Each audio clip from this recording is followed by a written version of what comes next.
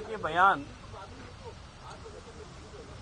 Paper leak में जो लिप्त हैं और राजस्थान कांग्रेस के प्रदेश कांग्रेस के अध्यक्ष हैं आदरणीय गोविंद सिंह डोटासरा, उन्हें कहीं अध्यात्म से, कहीं भारत की संस्कृति से, भारत के धर्म से, संतों से, मुझे लगता है कहीं ना कहीं उनके मन में कोई द्वेष है और वो इस प्रकार की हरकतें करके ये बताना चाहते हैं कि कांग्रेस की रीति नीति, कांग्रेस का सोच स्वभाव हमेशा भारत की संस्कृति, भारत की परंपराएं, सनातन के विरोधी है। इसीलिए उन्होंने इस प्रकार के शब्द बोले। दूसरा, उनके बयान से एक चीज और समझ में आई, जैसा प्रेस वार्ता में उन्होंने कहा कि मुझे किसी दुर्घटना हो सकती है, मेरे साथ में कुछ बुरा घटित हो सकता है। मुझे लगता है कि डोटासरा जी ने किसी को एक्टिव किया है मेरे पे कोई हमला करने के लिए, या उन्होंने कोई षड्यंत्र रचा है, या कहीं ऐसा तो नहीं कि उन्होंने मेरे को मारने के लिए कोई योजना बनाई हो। तो अगर कल को कुछ भी होता है, मैं मानता हूं गोविंद सिंह डोटासरा जी ने स्वयं ने ये योजना बनाई है, मेरे पे कोई दुर्घटना की आशंका जो बताई है, मुझे लगता है वो खुद इसके जिम्मेदार होंगे। क्यों कि उन्होंने कहा है कि मेरी सुरक्षा बढ़ानी चाहिए, मेरे साथ कल को कुछ हो सकता है। तो मेरा मानना है कि डोटासरा जी ने कोई योजना बनाई है, कोई षड्यंत्र रचा है मेरे नुकसान का। इसलिए मैं मानता हूं कि डोटासरा जी अपने बयानों से अपने आप को जरूर चर्चित दिखाना चाहते हैं, लेकिन ये हम सबको पता है आदरणीय जूली साहब जिस प्रकार से इस समय फ्रंट पे खेल रहे हैं और कांग्रेस में उनका मान सम्मान और कद बढ़ा है, और कहीं ना कहीं आज वो सदन के बाहर होने से विपक्ष की पूर्णता एक भूमिका के रूप में जूली साहब अच्छी निभा रहे हैं, और उनकी वजह से जो अवरोध था वो समाप्त होकर बहुत अच्छा सदन चल पा रहा है। तो मेरे को लगता है कि कहीं वो भी उनको तकलीफ है और उस तकलीफ की वजह से बौखलाहट में या कोई मानसिक समस्या होने से वो इस प्रकार की शब्द बोलकर और कहीं माहौल बनाने का वो प्रयास कर रहे हैं।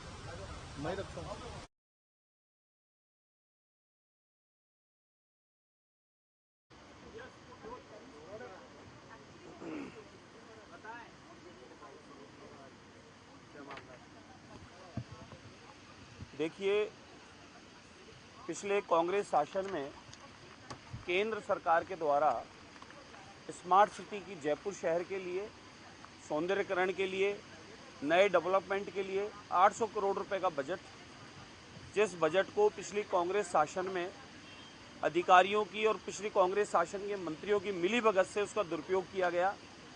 1.5 वर्ष हमारी सरकार को हुआ, आने के तत्पश्चात मैंने उन कामों की मेरे स्तर पे जांच की।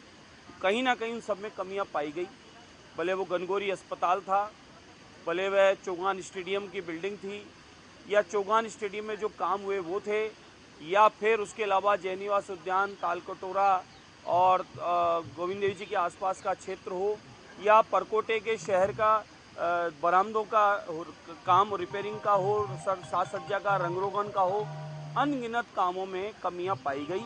मैं शिकायतें लगातार कर चुका हूं और लगभग ये 6.5 वर्ष से वही अधिकारी उस सीट पर बैठकर उस काम को करवा रहे हैं, और जांच भी हो रही है तो उन्हीं की देखरेख में जांच हो रही है। कम से कम उन अधिकारियों को साइड करके फिर जांच हो तो कुछ पता चले। दूसरी बात कि जब जांच हो रही है उस समय वे अधिकारी अपने रिटायरमेंट की फाइल लगा चुके कि हमें रिटायरमेंट दे दीजिए। यानी वो अधिकारी पहले रिटायरमेंट क्यों लेना चाह रहे हैं? क्या ऐसी आफत आई कि हमने जांच की मांग की, रिटायरमेंट की उन्होंने मांग कर ली? तो और अनगिनत शिकायतें थी। स्मार्ट सिटी के द्वारा जो काम हो रहा है, प्रमुख पत्रिकाओं में लगातार मीडिया के द्वारा आ रहा है, स्मार्ट सिटी के हाल दरक रहे बरामदे, गिर रहा है प्लास्टर और डिब्बा बने स्मार्ट टॉयलेट। करोड़ों खर्च कर फिर भी नहीं हो पाई स्मार्ट सिटी लिविंग लाइफ, काम में दूसरे नंबर पर राजस्थान। देश में स्मार्ट सिटी एक्सप्रेसवे 74 की रफ्तार पर पूरा ट्रैक नापना बाकी। स्मार्ट सिटी चंडीगढ़ इंदौर चमके, जयपुर का केवल नाम, करोड़ों खर्च फिर भी खाली हाथ। स्मार्ट सिटी रैंकिंग इंदौर देश में नंबर 1, जयपुर में किसी श्रेणी में अवार्ड नहीं। स्मार्ट सिटी मिशन के 28% प्रोजेक्ट अधूरे, डेडलाइन जून 2024 तक बढ़ी। यानी 6 महीने का टाइम बढ़ा रही है कंपनियां, उनको पेमेंट हो रहा है और काम किस बात का? काम है ही नहीं, मां किस बात का पेमेंट हो रहा है? 8 साल में स्मार्ट सिटी के 135 प्रोजेक्ट में से 49 डीपीआर विवाद में फंसे, पूरे 21 ही हो पाए। ये भास्कर पत्रिका, जितने भी प्रमुख पेपर हैं, सब के अंदर लगातार ये शिकायतें आ रही है। 100 स्मार्ट सिटी को 7.978 प्रोजेक्ट मिले, 74% काम पूरा, 1.08 लाख करोड़ खर्च, यानी खर्च तो बराबर हो रहा है लेकिन काम उसके अनुरूप नहीं हो रहा। 30 सफाई कर्मचारी मिलकर भी एक बाढ़ 55 गलियों, यानी स्मार्ट सिटी को लेकर अनगिनत शिकायत। स्मार्ट सिटी प्रोजेक्ट तो जून में पूरी होगी डेडलाइन, ये जून जुलाई अगस्त बढ़ाया जा रहा है। और यूडीएच के डिपार्टमेंट के मैं अधिकारियों से ये भी पूछना चाह रहा हूँ, आपका काम सिर्फ ऑफिस में एसी में बैठकर कुर्सी तोड़ना है, या आज जयपुर आध्यात्मिक नगरी भी है, राजधानी भी है, और जयपुर को देखने पूरी दुनिया आती है, पर्यटन का स्थान भी है। उस जयपुर परकोटे से जयपुर की पहचान है, अगर उसकी दुर्दशा है तो उसके जिम्मेदार वो डिपार्टमेंट, वो अधिकारी भी है। इसलिए मंत्री महोदय को मैंने निवेदन किया है, कृपया आप स्वयं चलकर एक बार देखें, ये 5 साल कांग्रेस काल में किस तरीके से पैसे का, मारवाड़ी भाषा बोलूं, पीपड़ा मूल किया है, इसको डकारा है, खराब किया है, बर्बाद किया है। इस पैसे की जब तक जांच न हो, उस काम की जांच न हो, जो स्मार्ट सिटी के द्वारा काम इन्होंने बताए हैं वो काम मौके पे दिखा दो। वो काम अगर इन्होंने किए हैं तो ही रिटायरमेंट की फाइल पर साइन होने चाहिए, अन्यथा इनका रिटायरमेंट पर रोक लगानी चाहिए। और स्मार्ट सिटी के द्वारा जो काम ये बता रहे हैं उन कामों की जांच करें, कहाँ पेड़ लगाए, कहाँ गमले लगाए, कहाँ फुटपाथ बनाया, कहाँ बरामदों की रिपेयरिंग कराई, किस प्रकार की स्थितियां उत्पन्न कर रखी है। आज बड़ी चौपड़ से लेकर घाट गेट तक पूरी छतों पर, बरामदों पर कब्जा हो चुका है, फुटपाथ पे कब्जा हो चुका है, फुटपाथ के आगे कब्जा हो चुका है, अपने तरीके से बिल्डिंगों को बनाने का काम चल रहा है। मैं यूडीएच के डिपार्टमेंट के समस्त अधिकारियों को जिम्मेदार ठहराता हूं कि उनकी देखरेख में सारे इस प्रकार के काम हो रहे हैं, और जो 800 करोड़ रुपए स्मार्ट सिटी का जिस गलत तरीके से उपयोग लिया जा रहा है, उस काम का मुझे काम चेक करा दें, दिखा दें, काम की गुणवत्ता जांच करवा दें अन्य किसी एजेंसियों से, तो मैं मान जाऊंगा स्मार्ट सिटी का कोई काम हुआ है। तो आज उसी विषय को लेकर मैंने ध्यान आकर्षण के द्वारा, अध्यक्ष महोदय के द्वारा मैंने डिपार्टमेंट से सवाल पूछे।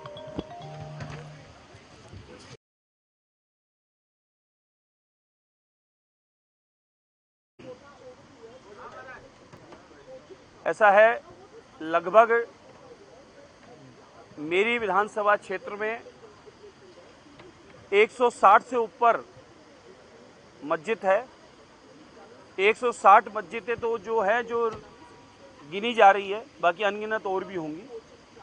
उनकी 4-4, 6-6 मंजिल पर माइक लगे हैं, और उसके साथ में आजकल उनसे कनेक्शन करके कॉलोनियों में, गलियों में माइक लगा दिए जा रहे हैं। और एक नया काम और कर दिया है कि रात को 2 बजे कमर पे माइक टांगकर एक व्यक्ति पैदल घूमता है या छतों पर खड़ा होता है और वो जगाने का आह्वान करता है, आप जाग जाओ, शहरी का समय हो गया, रात को 2 बजे।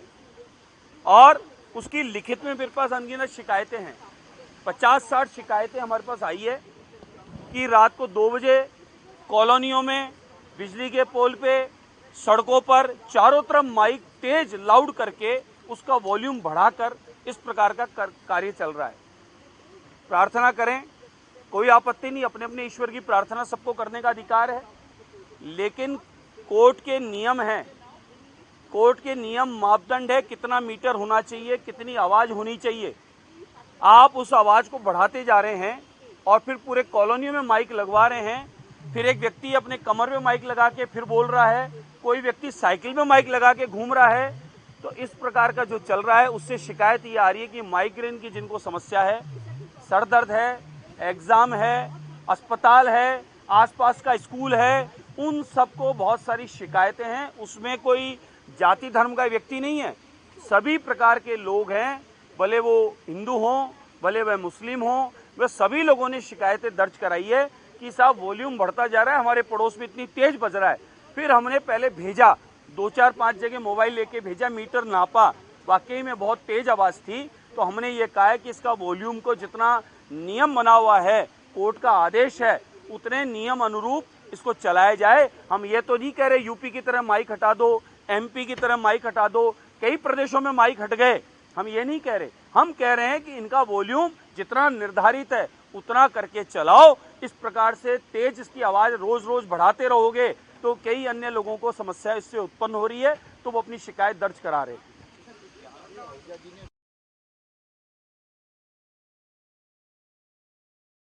काम चल रहा है। खुद इनके कैबिनेट मंत्री किरोड़ीलाल मीणा जी ने कहा है, भाई साहब हालत ये है प्रदेश में सब लोग मिल चुके हैं और डबल इंजन की सरकार है, ऊपर से नीचे तक दोनों इंजन तेल ही तेल पी रहे हैं बजरी के रूप में। वो सारी बजरी इनके तेल के रूप में जा रही है। काम चल रहा है। खुद इनके कैबिनेट मंत्री किरोड़ीलाल मीणा जी ने कहा है, भाई साहब हालत ये है प्रदेश में सब लोग मिल चुके हैं और डबल इंजन की सरकार है, ऊपर से नीचे तक दोनों इंजन तेल ही तेल पी रहे हैं बजरी के रूप में। वो सारी बजरी इनके तेल के रूप में जा रही है। काम चल रहा है। खुद इनके कैबिनेट मंत्री किरोड़ीलाल मीणा जी ने कहा है, भाई साहब हालत ये है प्रदेश में सब लोग मिल चुके हैं और डबल इंजन की सरकार है, ऊपर से नीचे तक दोनों इंजन तेल ही तेल पी रहे हैं बजरी के रूप में। वो सारी बजरी इनके तेल के रूप में जा रही है। काम चल रहा है। खुद इनके कैबिनेट मंत्री किरोड़ीलाल मीणा जी ने कहा है, भाई साहब हालत ये है प्रदेश में सब लोग मिल चुके हैं और डबल इंजन की सरकार है, ऊपर से नीचे तक दोनों इंजन तेल ही तेल पी रहे हैं बजरी के रूप में। वो सारी बजरी इनके तेल के रूप में जा रही है। काम चल रहा है। खुद इनके कैबिनेट मंत्री किरोड़ीलाल मीणा जी ने कहा है, भाई साहब हालत ये है प्रदेश में सब लोग मिल चुके हैं और डबल इंजन की सरकार है, ऊपर से नीचे तक दोनों इंजन तेल ही तेल पी रहे हैं बजरी के रूप में। वो सारी बजरी इनके तेल के रूप में जा रही है। काम चल रहा है। खुद इनके कैबिनेट मंत्री किरोड़ीलाल मीणा जी ने कहा है, भाई साहब हालत ये है प्रदेश में सब लोग मिल चुके हैं और डबल इंजन की सरकार है, ऊपर से नीचे तक दोनों इंजन तेल ही तेल पी रहे हैं बजरी के रूप में। वो सारी बजरी इनके तेल के रूप में जा रही है। काम चल रहा है। खुद इनके कैबिनेट मंत्री किरोड़ीलाल मीणा जी ने कहा है, भाई साहब हालत ये है प्रदेश में सब लोग मिल चुके हैं और डबल इंजन की सरकार है, ऊपर से नीचे तक दोनों इंजन तेल ही तेल पी रहे हैं बजरी के रूप में। वो सारी बजरी इनके तेल के रूप में जा रही है। काम चल रहा है। खुद इनके कैबिनेट मंत्री किरोड़ीलाल मीणा जी ने कहा है, भाई साहब हालत ये है प्रदेश में सब लोग मिल चुके हैं और डबल इंजन की सरकार है, ऊपर से नीचे तक दोनों इंजन तेल ही तेल पी रहे हैं बजरी के रूप में। वो सारी बजरी इनके तेल के रूप में जा रही है। काम चल रहा है। खुद इनके कैबिनेट मंत्री किरोड़ीलाल मीणा जी ने कहा है, भाई साहब हालत ये है प्रदेश में सब लोग मिल चुके हैं और डबल इंजन की सरकार है, ऊपर से नीचे तक दोनों इंजन तेल ही तेल पी रहे हैं बजरी के रूप में। वो सारी बजरी इनके तेल के रूप में जा रही है। काम चल रहा है। खुद इनके कैबिनेट मंत्री किरोड़ीलाल मीणा जी ने कहा है, भाई साहब हालत ये है प्रदेश में सब लोग मिल चुके हैं और डबल इंजन की सरकार है, ऊपर से नीचे तक दोनों इंजन तेल ही तेल पी रहे हैं बजरी के रूप में। वो सारी बजरी इनके तेल के रूप में जा रही है। काम चल रहा है। खुद इनके कैबिनेट मंत्री किरोड़ीलाल मीणा जी ने कहा है, भाई साहब हालत ये है प्रदेश में सब लोग मिल चुके हैं और डबल इंजन की सरकार है, ऊपर से नीचे तक दोनों इंजन तेल ही तेल पी रहे हैं बजरी के रूप में। वो सारी बजरी इनके तेल के रूप में जा रही है। काम चल रहा है। खुद इनके कैबिनेट मंत्री किरोड़ीलाल मीणा जी ने कहा है, भाई साहब हालत ये है प्रदेश में सब लोग मिल चुके हैं और डबल इंजन की सरकार है, ऊपर से नीचे तक दोनों इंजन तेल ही तेल पी रहे हैं बजरी के रूप में। वो सारी बजरी इनके तेल के रूप में जा रही है। काम चल रहा है। खुद इनके कैबिनेट मंत्री किरोड़ीलाल मीणा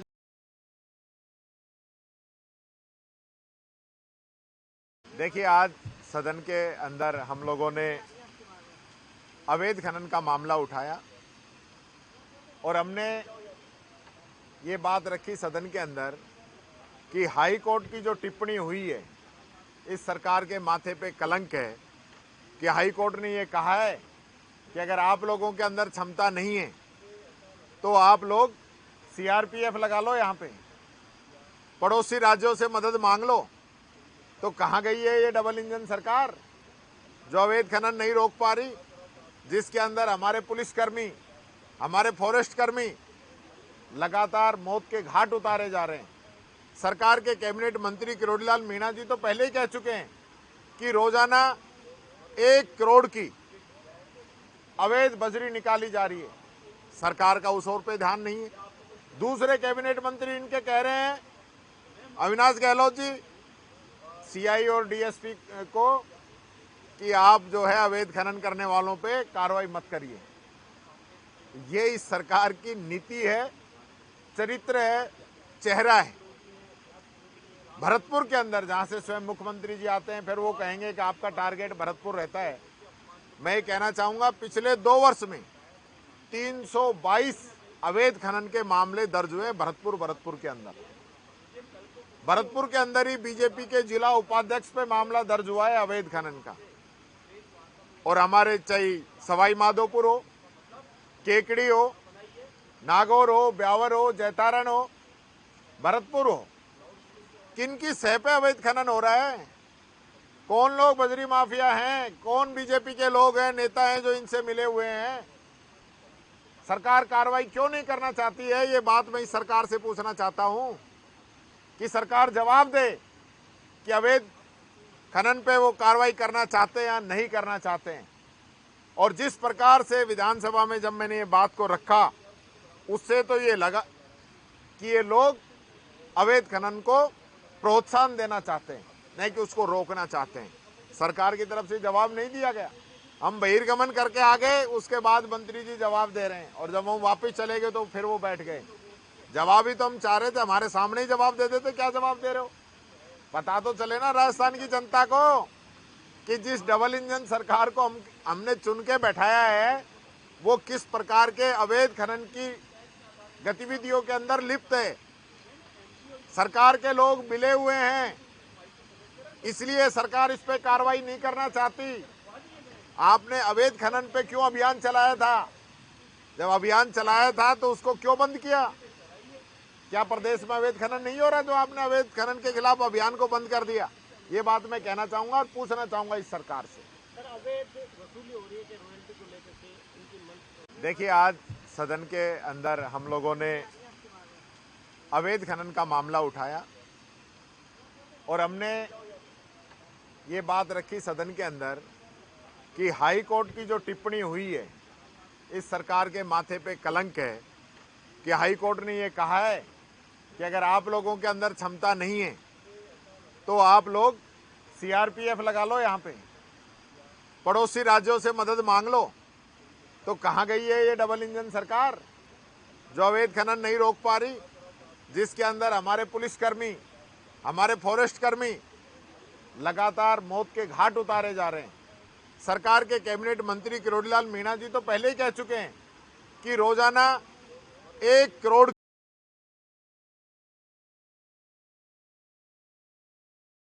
प्रस्तुत की आप सब लोगों के सामने। जिस प्रकार से कांग्रेस को आज दिख रहा है, पिछले 5 साल में जो जंगल राज हुआ, खास तौर के ऊपर बजरी खनन, चाहे पत्थर खनन हो। मैं हमारे राजधानी की बात करूं, जयपुर शहर में जो प्रदेश की राजधानी है और जहां पे तत्कालीन मुख्यमंत्री जी रहते हैं, वहां पे एक वरिष्ठ नागरिक को अवैध खनन बजरी माफिया के माध्यम से कुचल के मार दिया गया, जहां पे ये रहते हैं। और दोष कितना सी कि उनकी कॉलोनी से भारी वाहन निकलते थे और उनको रोकने के चक्कर में उनके ऊपर डंपर चढ़ा दिया। आज खनन की बात करते हैं, जहां पे भी कोई भी बात आती है, छोटी सी बात आती है, विधानसभा में कार्रवाई का बहिष्कार करके निकल जाते हैं, वॉकआउट करके निकल जाते हैं। इन्हीं के लोगों ने जिस तरीके की बात गाँव के माध्यम से, और मैं विधानसभा क्षेत्र बगरू के अंदर जो रिंग रोड का एरिया है, स्पेशल इकोनॉमिक जोन है, 250 फीट रोड है, यहाँ से काफ़ी संख्या के अंदर अवैध बजरी खनन के बड़े बड़े ट्रक आते थे, यहाँ से काफ़ी साधन गुजरते थे। और उस समय दर्जनों शिकायतें उस समय दर्ज हुई, मगर उसमें किसी प्रकार की कोई कार्रवाई उस समय हुई नहीं। गांव के अंदर अवैध बजरी खनन के जो साधन गुजरे, जिस तरीके की जो बात हुई, मैं एक पोस्टर के माध्यम से भी इन समय जो हुआ और इनकी सरकार के माध्यम से, आज तो हमारी भारतीय जनता पार्टी की सरकार को तो मात्र 1 साल हुआ, और जिस तरीके से भजनलाल शर्मा जी के नेतृत्व के अंदर बजरी माफिया हो, चाहे पेपर लीक माफिया हो, खनन माफिया हो, इस प्रकार की एक योजनाएं जिस तरीके से मंत्री जी ने यहाँ पे रखी है, एक मजबूत नीति बना के सरकार हमेशा आगे की ओर कदम बढ़ाने के लिए प्रयास कर रही है।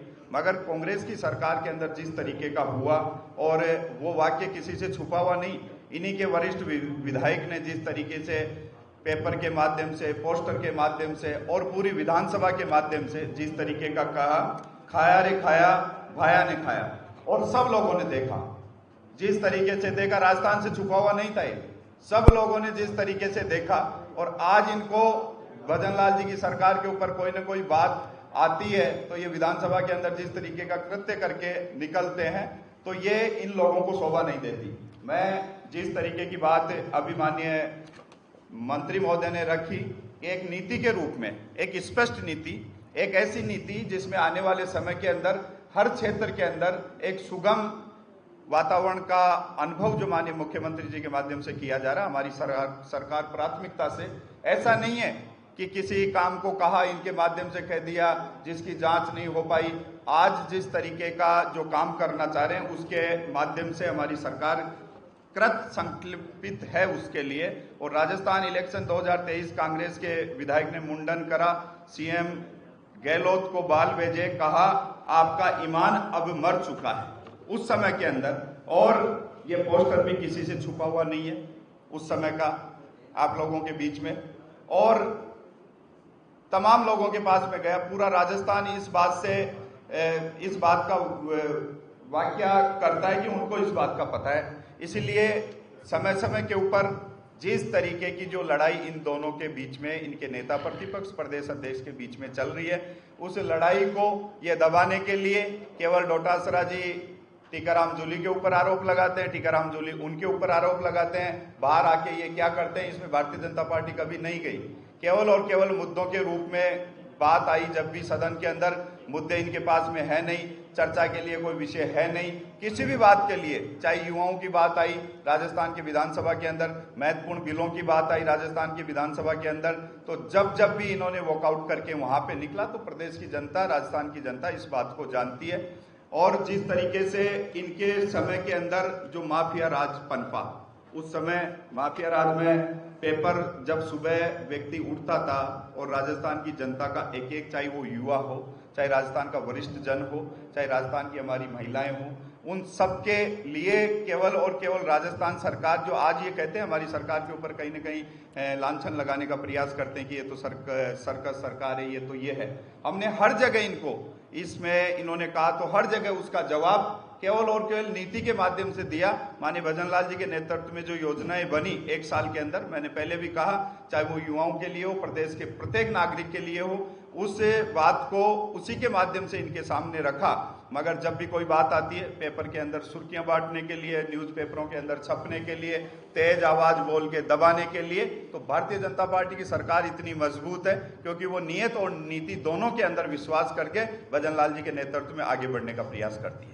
इनके समय के अंदर माफिया राज इतना पनपा कि पहले नागौर में खान माफिया की पुलिस चौकी को माफिया राज, उस समय पेपर छपे और पेपरों के माध्यम से ये देखो 100 करोड़ का भ्रष्टाचार, 22,000 ई खन्ना बनाए, वसूली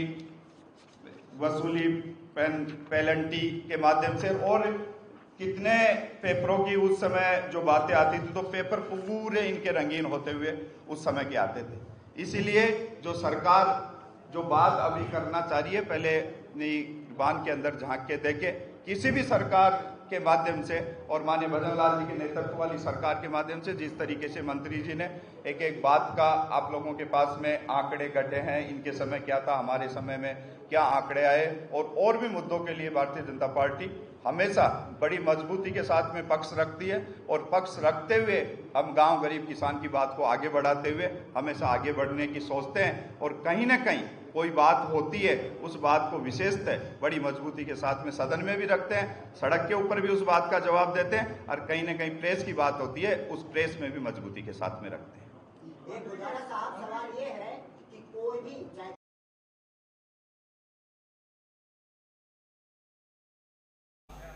राम राम साहब। हाँ, आप तो प्रश्न पूछो, अभी राम राम हो गई अपनी, उसके बाद करेंगे दिन सबसे पहले होली की सभी को शुभकामनाएं। मेरे आदरणीय आदर्श बड़े को प्रश्न पूछो ना, छोटों को राम राम साहब। प्रश्न पूछो। प्रश्न संख्या 420। माननीय मंत्री जी विराजो प्रश्न संख्या 420 जो है सो है। माननीय मंत्री जी बोले 420। मान्य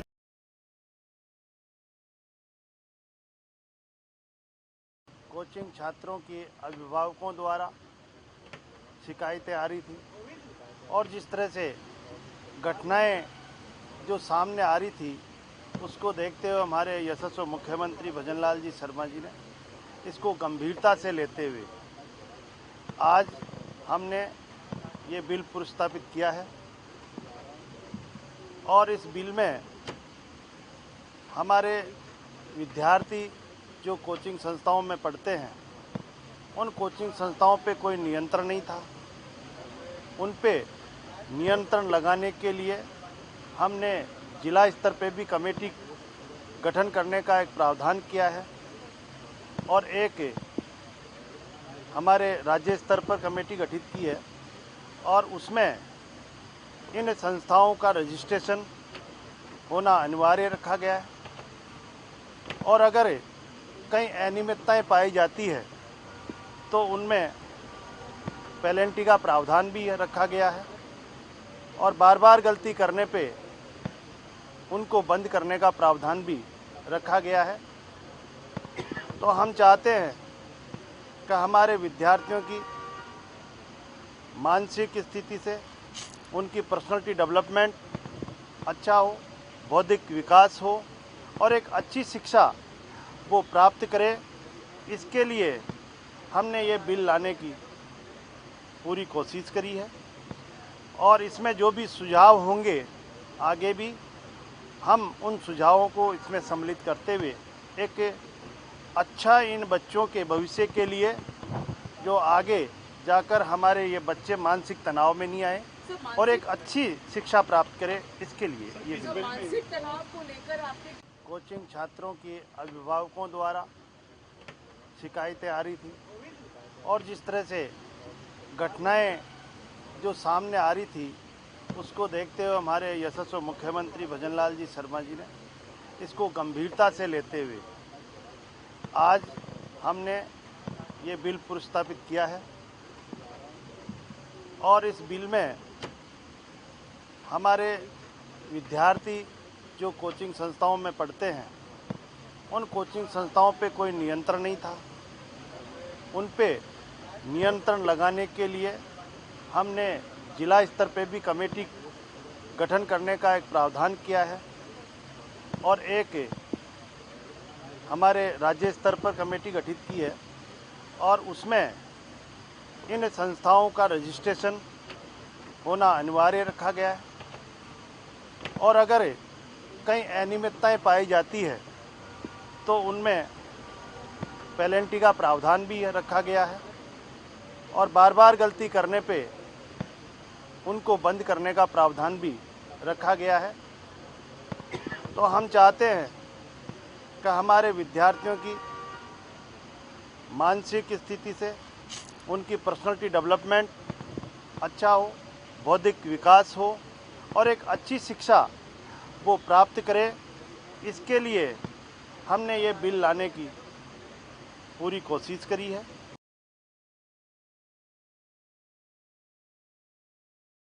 रंग पंचमी के पावन अवसर पर माता सीता के नाम पर स्थापित इस धाम में भगवान लव कुश श्री राम जी के पुत्र और माता का यह अद्भुत मंदिर है। ये मध्य प्रदेश के लिए गौरव का स्थान है।